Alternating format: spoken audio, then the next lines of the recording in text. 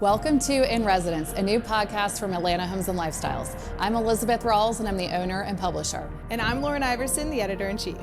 In this series, we'll explore the creatives, the craftspeople, and the design industry talents who make Atlanta a serious destination for design. Within this new 4-part series, we filmed it inside our most recent Home for the Holidays Showhouse, which you can also find online at atlantahomesmag.shop or in our February 2026 issue on newsstands now.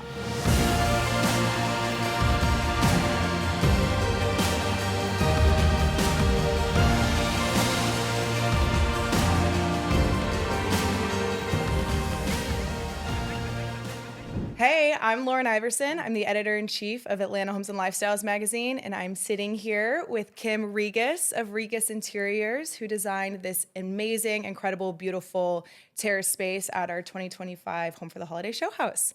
Kim, Thank you for sitting down with me. I'm so excited to see you today and talk all about this space. How's it going? Love it. Thanks for the opportunity, man. It's going great. I know. Yeah. Now, this isn't your first rodeo in showhouses, so how many have you done now? Because... Well, in preparation for this, I thought maybe I would need an answer to that. So I was looking back, and I counted 7. So 7 since 2001. Oh my gosh, Yeah. 2001. Yeah. Wow. Yeah. So do you remember your first showhouse space then? Yeah, you had me thinking about that too this morning at 4 a.m. The best time to think about things. Right? Yeah, it was the Christmas house, and I think y'all were sponsors of the house at that point along the way. And we had the powder room, and it wasn't bigger than a 4x6. Like, it was tiny. And we decked that thing up for Christmas like you would not believe. And I look back at it now and go, oh no, that was just horrific. But it was a great start to a very long journey. I'm imagining garland around mirrors. Thank you. Walls. Oh, ceiling. Ceiling garland? Oh yeah, sister. We Oh got it going on. Who got on the ladder there? Because I can't even imagine what that would look like. I'm pretty sure that that was me because I was the tallest. So I'm pretty sure that I was on the ladder, stapling, doing whatever it took to get this thing ready for opening night. Yeah. Oh my gosh. I remember it very, very well. I don't envy you with that. Now, this is your 25th year in business. This is a really big milestone year for you. Yeah. And some people may not know, your backstory and what that kind of looks like, but I actually just recently learned this. I found it very fascinating that you started out at an advertising agency. Yeah. And with other very well-known Atlanta designer. Yeah. And then you two opened a firm before you opened your own firm a few years later. So tell me a little bit more about that backstory and how you ended up from advertising agency to design firm. Whoa. Okay, let's go. So we, me and my old business partner, Tish Mills, we're in advertising together. We were at a local agency that did a lot of blue chip clients at the time, and I just remember going to lunch with her one day and saying, I'm really done working for somebody else. I want to work for myself. And I had gotten a degree in design, and back then I thought that communications was going to give me the more money, opportunity. So I was like, I think I'm done chasing the money, and let's chase something that we can own. And Tish goes, all right, I'm in. So that's how it started. And I was pregnant with my second child. And so our plan was to hang our hats and get out there in the design world when I was on maternity leave. And that's what we did. Right. Well, that experience probably gave you some really strong legs, I can imagine, to, operate a business on, which some people maybe don't have. So how did that kind of affect the way that you started your business and how you ended up running it for the long term? Yeah. Okay. That's a great question because honestly, without that experience, I don't think we would have had the confidence to start something new. Back then in the advertising world, it was tough, and you had tough bosses. You had a ton of hard knocks training, and that really prepared us And so I don't think without that business experience, we would have been able to tackle the things that we tackled. And we had gumption, we had grit that we learned from the advertising world. And all we needed when we hung our shingle out to the design world was experience. And so we were ready for it. Right. I always say that anyone who can survive any sort of agency experience, because they are, to your point, so cutthroat, and they're constantly moving, and you're juggling different clients, it's really just incredible and sets you up for so much success in any kind of business endeavor you do. You can really apply so many things that you've learned to that new thing that you end up doing. Yeah, absolutely, for sure. Like in advertising, our client was our lifeline. In design work, our client is our lifeline. Yeah. So it really segued so beautifully. And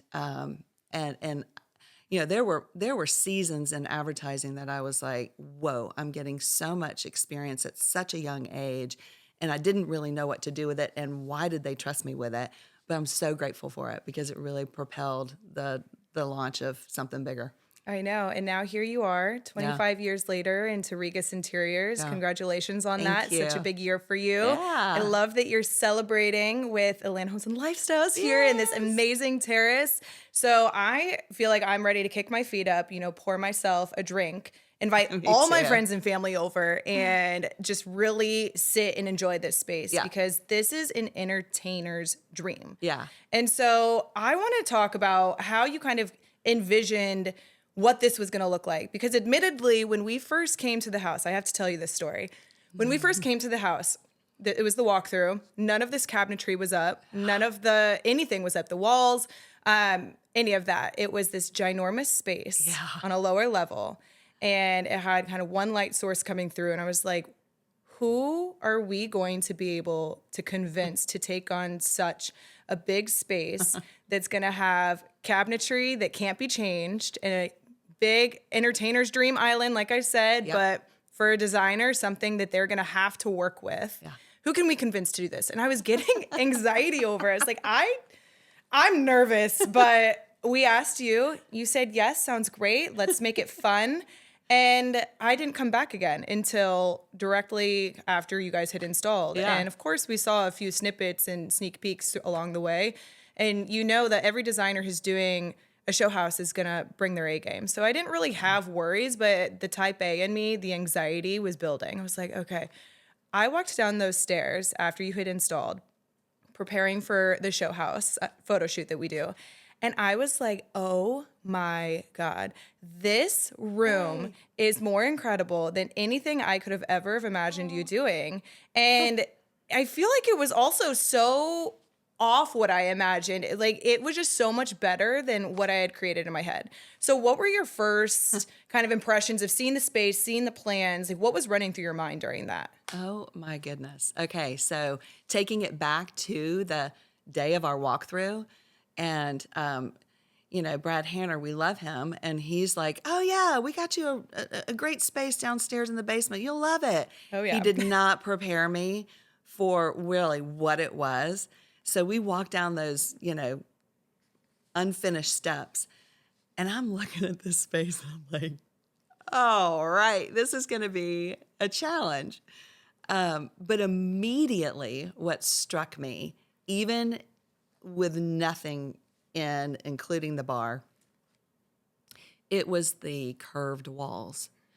And I thought, you know, Linda MacArthur does such a beautiful job with some of the architectural details that I really want to play that up. And so from day one, the walls were my hero. Like, and they're long because it's 45 feet of wall space. I'm stressed even just hearing that. And it's done. I don't know why. I know, right? Uh-huh. And so I just decided in that moment, this is going to have to be sexy. I don't know, curves to me just kind of lend itself to sex appeal. Mm-hmm. So I thought early on, let's just make it sexy. And our muse for the whole design process was sort of 007 James Bond. In fact, I even had in the office, I printed out, who's that, James Craig? Yeah. I printed out his James Bond sort of persona. And so anytime we did anything, if it didn't sort of match that persona, we'd be like, scrap it. Nope, it doesn't Right. work. Nope, it doesn't work. And Daniel Craig, that's it. Daniel And, Craig. Daniel Craig. He's an awesome James Bond. Yeah. I know. So so that's where it started. And it was such a challenge, but it was a challenge that I think we were ready for. Right. Yeah. So 45-foot walls. Yeah. Scary. Yeah. Right off the bat. Yeah. You've got this ginormous island, amazing bar by Morgan Creek. They really knocked it out of the park, and it kind of perfectly fits that James Bond-esque vibe that you were going for. Yeah. Where was your starting point? What was the first thing that you saw and you're like, okay, this is what's going in the space and we're going to kind of create around these few things maybe? Yeah. So the first thing I did was went to AGM to look at the stone because I needed to like touch and feel what was going to be so present in the room. And I went there many times actually before it was even hauled off to get fabricated. Because I wanted, the stone and the cabinetry is your leading lady. They're too big not to notice them, right? So I wanted everything to support the leading lady. Yeah. And so I thought that tonally speaking, it was already a great color palette. Mm-hmm.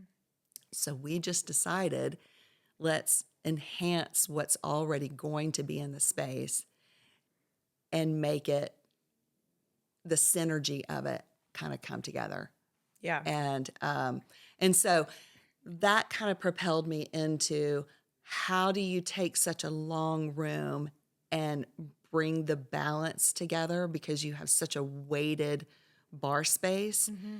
So by pulling in those drapery treatments that go throughout the room, I felt like that could help bring a balance to the opposite side of the space in a way that, got that synergy that we were looking for. Right. Well, we do need to talk about the drapery Yeah. because it is such a major moment in the space, but also you made a bold choice, I suppose, in kind of covering that light source that was coming through there. Yes. Walk me through the thought process there and what gave you the confidence to be like, no, we're going to make this the moodiest, sexiest space. But in order to do so, we have to drape everything, including that light source.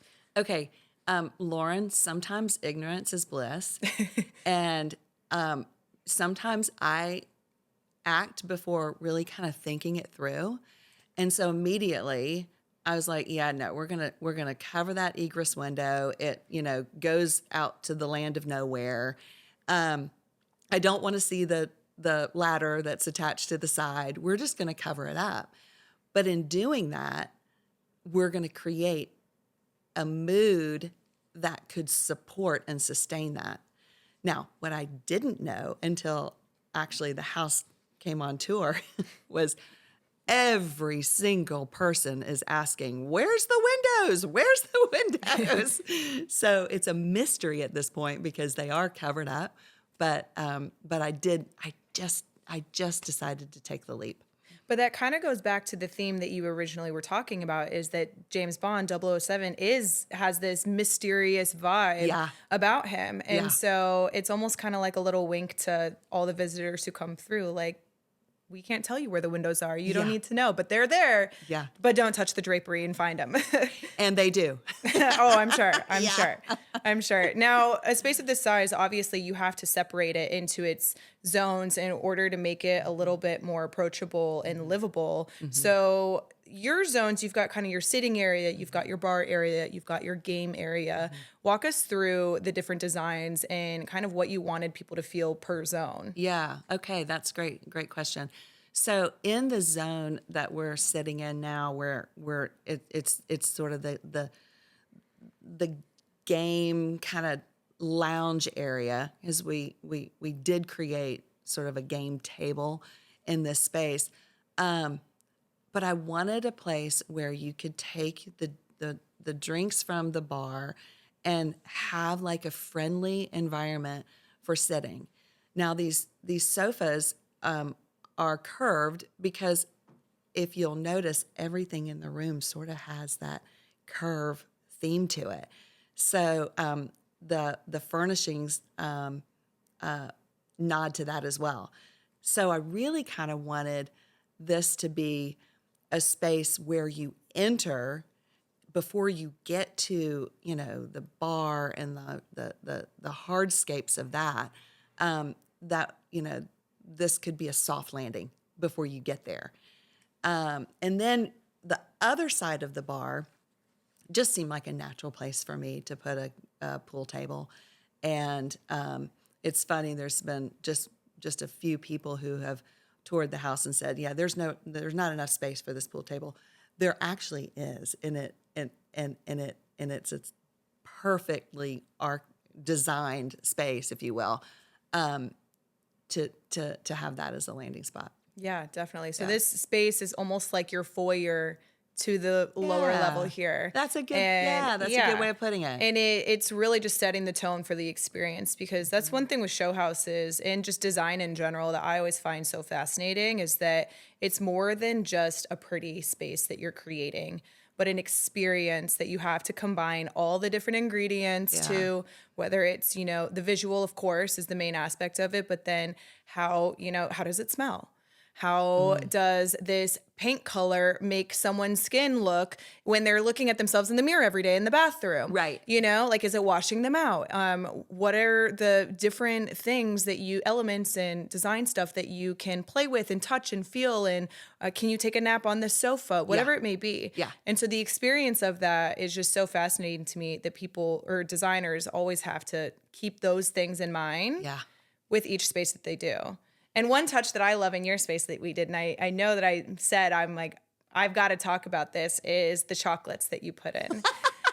Those chocolates, there are many favorite things in this space, but those chocolates, for context, I suppose, Kim had these amazing, amazing gourmet chocolates and malt balls that you had just sitting on your counter in one of your accessory items there. And I swear I ate an obscene amount of those during the photo shoot when we came for the opening party. And tell us more about that, because sometimes I feel like I've seen you put a couple of just little edible items in your spaces in the past. It's so funny because while I don't want to be remembered for the chocolates in my room, I think that everybody who enters a space, like you said earlier, has a feeling about the space before they even see it, by what it smells like and by sort of the tactile nature of what they're experiencing. And so we like to put a really strong, powerful candle in a room because it gives you just sort of that feeling of home. And then who doesn't like a bit of chocolate?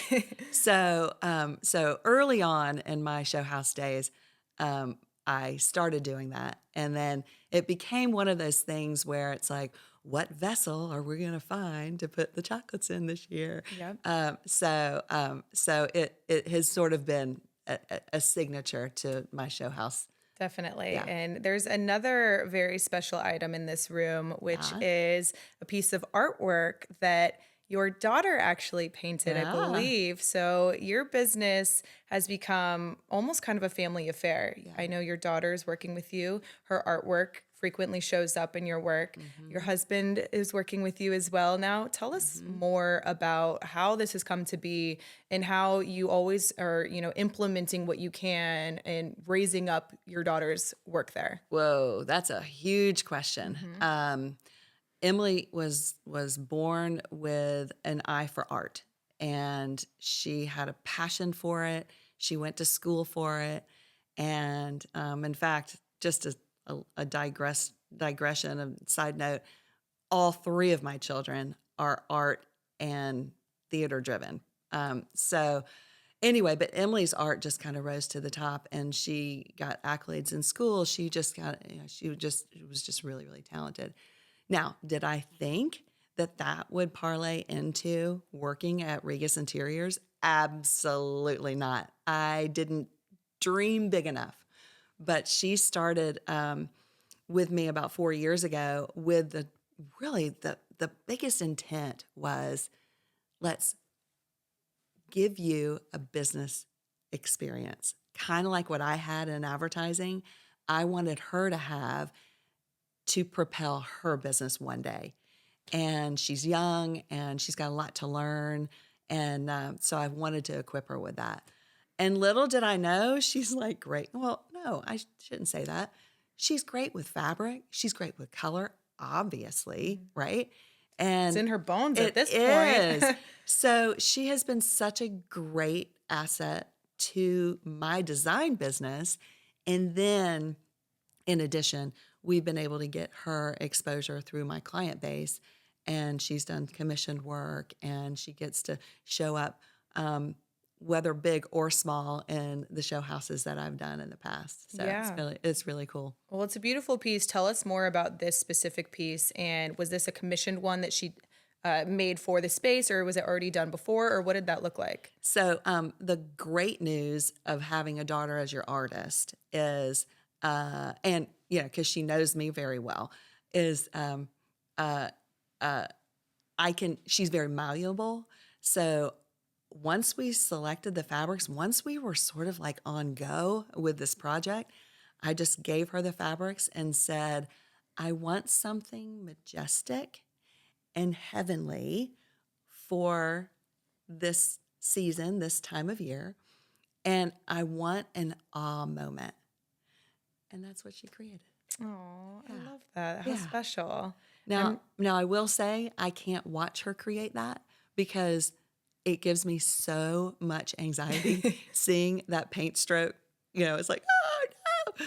Oh, but every artist has their own processes, it's crazy. Absolutely. But her end product is actually never disappointed. Right. She gets better and better. Oh, I love it. Well, what an awesome, platform for her to be able to also kind of showcase her work in these types of settings, which is always the goal, I feel like, for artists, is to have their work put in these homes and really on display every day. And so this is kind of just that taste test of it. And it's been really amazing to see. I think it's the one that's above the pool table, right? Mm-hmm. That's right. Right. Yes. Which the pool table in its own is also a really beautiful, almost work of art, which was done by Malou.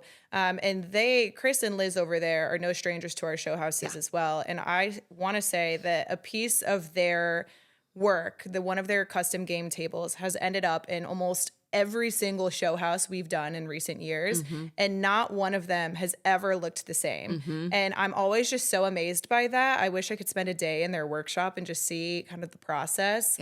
But what was the process of this pool table and kind of designing that for the space? Yeah. Wow. Well, fortunately, we're neighbors at ADAC, so our offices are pretty much down the block from each other. So collaboration was really not hard at all. But Liz had this, different samples that we kind of were looking at, and then really easily picked the finish out. That was no problem. But the actual collaboration on the design of the two pieces that we used from them was, again, that whole nod to curves.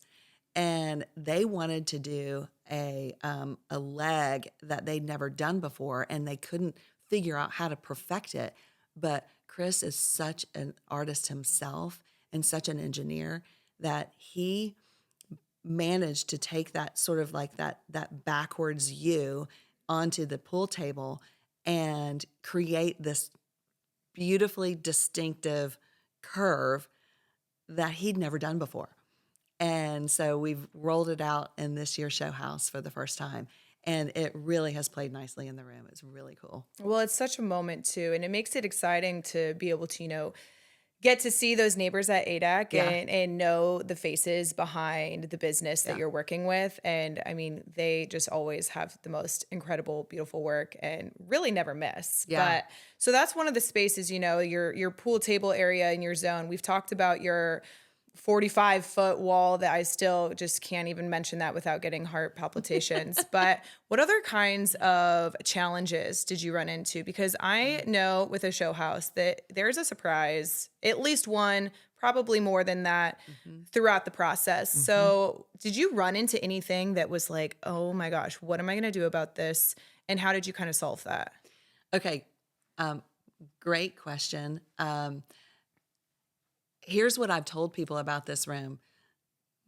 85% of it came really easily, which is actually a little surprise to me because sometimes I labor over stuff too much. The last bit of this, I don't do math, so whatever that is, 15%. The last 15%. That's why we do what we do, right? Yeah, exactly. Someone else can do the math. The last 15% kept me up at night. And I'll tell you where it actually was across from the bar. The bar was created to be, again, that leading lady. And there's not a great passage. There's not a deep passage from the wall to the bar. And so I was struggling with how to create interest without cluttering it, but balancing it with the bar on the other side. So it was a really tough strike of balance and scale and interest to what was already created on the other side of the bar. And so I really struggle with that. Oh, well, it turned out beautiful. Thank you. And I know it's a moment of its own, but I feel like that's something that probably comes up a lot for designers who have either participated or just haven't before at all. They run into these challenges, but for those newcomer designers that maybe haven't done a show house before, what kind of advice would you give them? Oh, wow. As I was reflecting on just my journey of 25 years, I was struck by how much you can't control in this business. But what you can control is being the person that you are and enjoying the journey along the way. And there's probably been times where I haven't enjoyed the journey. So that's advice that I need to take for myself as well. But just, it's hard to put yourself out there because, well, it's harder to put yourself out there with your peers than it is with the public. Oh, yeah. Because everybody's never going to love your design, but you want your peers to appreciate what you've brought forward. But don't not do it because it's hard. It's like standing there with your underwear down, really. It's like, okay, I'm exposed, but in the best sort of way, because if you put your best foot forward and you go all in, in our family are like, go big or go home. If you go big, then you don't have any regrets at the end of the day. So I would encourage any young designer to challenge themselves, to push themselves, to make themselves relevant in a space that may give them anxiety, but do it anyway. Yeah. Yeah. I love that. Well, from your first powder room to now in this amazing terrace space, it's clear that you've always gone very big with what you've done in those. So I hope that this isn't your last, and we're very excited to see what you do next. This year, like I said, you're entering your 26th year now. Into business. Yeah. And with that, you're opening a Charleston office or Yeah. have opened a Charleston office. Yeah. And there's lots on the horizon for you. So what are you most excited for? You're 26. Wow, there's a lot on the horizon. We're gonna plan that marketing plan after the show house closes. But I can tell you that you mentioned this earlier, and I didn't circle back to it because we were talking about my daughter's art. But my husband has joined our team. And he's going to sort of champion the Charleston office. We have a lease on a space, and it's sort of like a little house, and we're really excited to fill it and be in there. But for now, we're just sleeping on an air mattress when we go. So that will be onboarded early in the year. But our hope and dream for Regas Interiors, sort of 2.0, is that we will grow it in Charleston. We love the architecture. We love the place. We love the opportunity to be able to be in those spaces and influence the design. So we're really excited about that. And then for the Atlanta office, we're going to still stay strong, still stay focused, and we hope to just grow that up, continue to grow that up, and be the big girl that we're apparently are.